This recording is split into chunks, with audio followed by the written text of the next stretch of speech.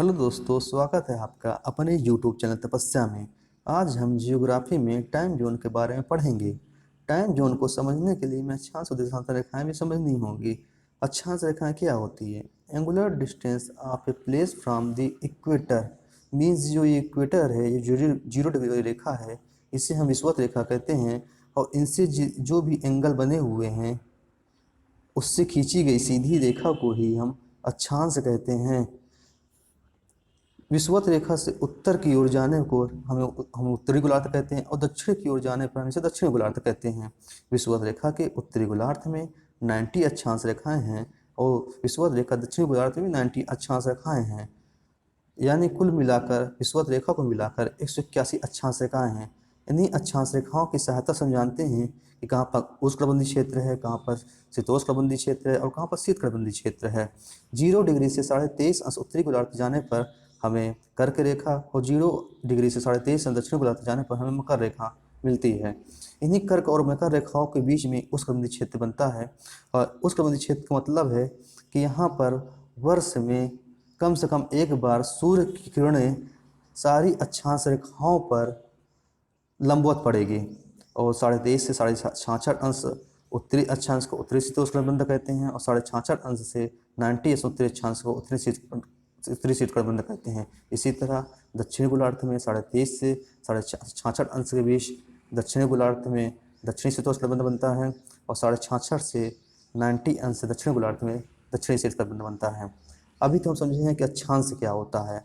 अब हमें समझना होगा कि देशांतर क्या होता है। जैसा कि हम जानते हैं, जो गोला होता है उसमें 360 डिग्री एंगल बनते हैं। इसीलिए पृथ्वी का आकार भी एक गोले की तरह है। इसीलिए इसमें भी 360 लाइनें खींची गई हैं, जिसे हम देशांतर कहते हैं। इन्हीं लाइनों को हम देशांतर कहते हैं। अगर हमें कंफ्यूज हो रहा है कि लैटिट्यूड और लॉन्गिट्यूड को कैसे समझें, तो हम जिस लैटिट्यूड में हमें ये समझ में आ रहा है कि जो लेटी हुई रेखाएं हैं उसे हम अक्षांश कहते हैं, और लॉन्गिट्यूड मतलब जो खड़ी हुई रेखाएं हैं उसे हम देशांतर रेखाएं कहते हैं। इन्हीं देशांतर रेखाओं से ही हमें टाइम जोन के बारे में पता लगता है, किस समय कहाँ पर कितनी टाइम है। इन देशांतर रेखाओं से ही डिसाइड होता है। अब हम देखेंगे कि यहाँ पर ये जो लाइन खींची हुई है, ये जो लाइन खींची हुई जिगजैग लाइन जो खींची हुई है, इसी हम इंटरनेशनल डेट लाइन कहते हैं। इंटरनेशनल डेट लाइन सीधी ना होकर जिगजैग है। जिगजैग होने का कारण बस यही है कि हम ज़्यादा से ज़्यादा पॉपुलेशन को कवर कर सकें। अगर हम इस जिगजैग रेखा से पूरब की ओर जाएंगे तो हमें गेन से डे होगा, मीन्स दिनों को फ़ायदा होगा। और यही अगर हम इस रेखा से ईस्ट टू वेस्ट जाएंगे तो हमें लेफ्ट से डे होगा, यानी दिनों का घाटा होगा। अगर हम पश्चिम से पूरब की ओर जा रहे हैं तो हमें डे सब्ट्रैक्ट करना पड़ेगा, और ईस्ट टू वेस्ट जा रहे हैं तो डे ऐड करना पड़ेगा। मीन्स जैसे हम यहाँ पर देखते हैं कि जो वेस्ट की ओर संडे है तो ईस्ट की ओर मंडे है। यहाँ पर हमें बात ध्यान देनी होगी कि ये जो ईस्ट नहीं है, ये जो रेखा है ये वेस्ट है, क्योंकि पृथ्वी अपनी दूरी पर घूम रही। तो इस पोजीशन पर यहाँ पर जो 160 डिग्री और 150 डिग्री और 120 डिग्री जो है, ये इस समय वेस्ट की पोजीशन है, ना कि ईस्ट की पोजीशन। तो जैसा कि हम पिछले स्लाइड में पढ़े हैं कि वेस्ट टू ईस्ट जाने पर हमें दिन का फ़ायदा होगा।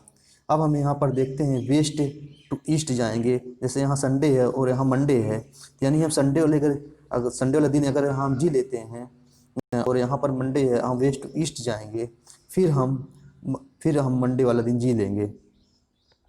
क्योंकि यहाँ पर ये मंडे है, एक दिन यहाँ पर लॉस होगा। और इसी तरह अगर हम ईस्ट टू वेस्ट यहाँ पर हम देखते हैं, जैसे कि ईस्ट टू वेस्ट जाएंगे तो हमें एक दिन का घाटा होगा और डे सब्ट्रैक्ट डे करना पड़ेगा। यहाँ पर हम देखते हैं, यहाँ मंडे है, यहाँ सब्ट्रैक्ट करके डे किए हैं, यानी मंडे टू संडे कर दिए हैं। तो मीन्स हमें इससे निष्कर्ष निकलता है कि वेस्ट टू ईस्ट जाने पर गेन का डे होगा और ईस्ट टू वेस्ट जाने पर लॉस होगा। अब हम यहाँ पर जो ये देखते हैं, जो 0 डिग्री वाली रेखा है, इसे हम ग्रीनविच रेखा कहते हैं, यानी 0 डिग्री रेखा को हम ग्रीनविच रेखा कहते हैं। ग्रीनविच जो शहर है यूके में है। ये रेखा जी ग्रीनविच से ही क्यों खींची गई है? क्योंकि यहाँ इसकी जो खोज हुई है वो ग्रीनविच शहर में ही हुई है।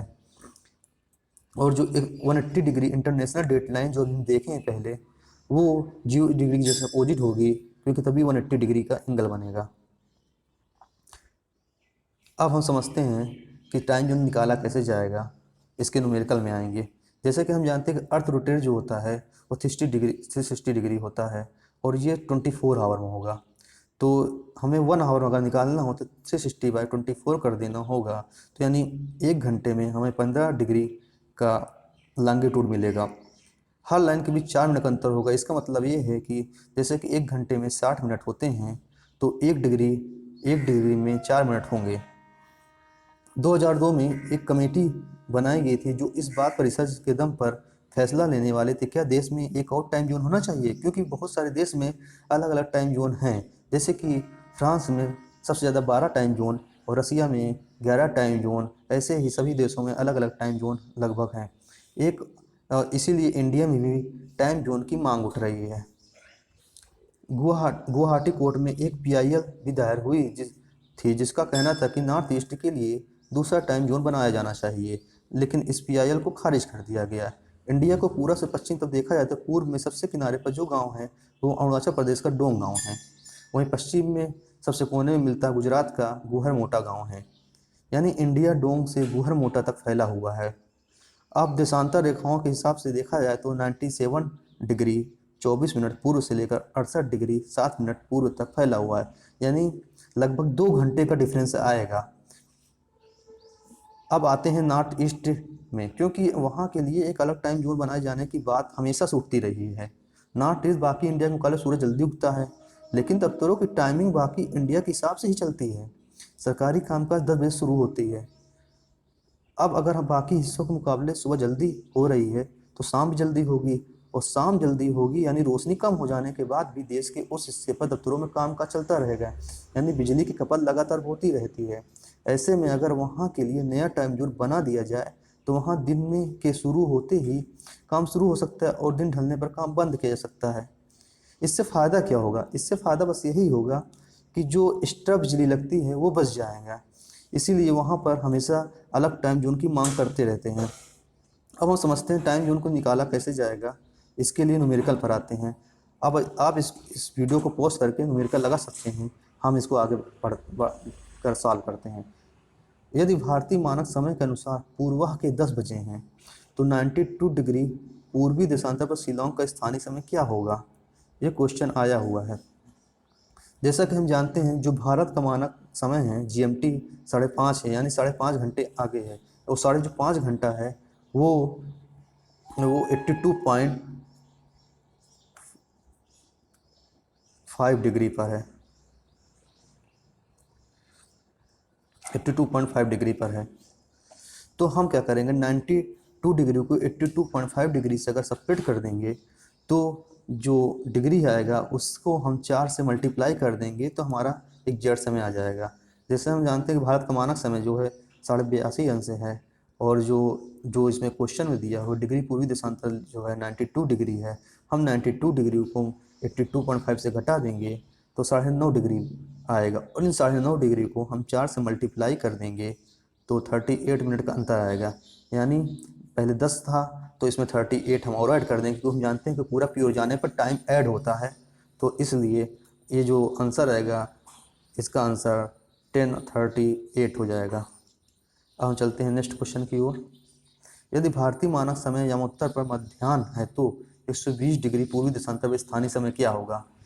बस उसी क्वेश्चन की तरह ये भी है कि हम जानते हैं कि 82.5 डिग्री पर भारत का मानक समय है, और इसी 82.5 डिग्री से अगर हम 120 डिग्री से 82.5 डिग्री सेपरेट कर देंगे तो जो भी डिग्री आएंगी उससे हम 4 से मल्टीप्लाई कर देंगे तो हमें ये मिनट मिल जाएगा, और इसी मिनट को हम उसमें ऐड कर देंगे। इसी तरह अगर सब्ट्रैक्शन अगर पश्चिम की ओर जाता हो तो उससे हम सब्ट्रैक्ट कर देंगे, यानी वो दिन घटेगा। जो जैसे 150 डिग्री ये पूरब की ओर हमको ऐड करना पड़ रहा है, अगर ये पश्चिम की ओर दिया होता तो हमको सब्ट्रैक्ट करना पड़ता। यानी जो आंसर इसका हो जाएगा ये हो जाएगा 14:30 यानी 2:30 हो जाएगा। थैंक यू दोस्तों। अगर आपको हमारा वीडियो अच्छा लगा हो तो आप सब्सक्राइब कीजिए, लाइक कीजिए और ज़्यादा से ज़्यादा शेयर कीजिए। धन्यवाद।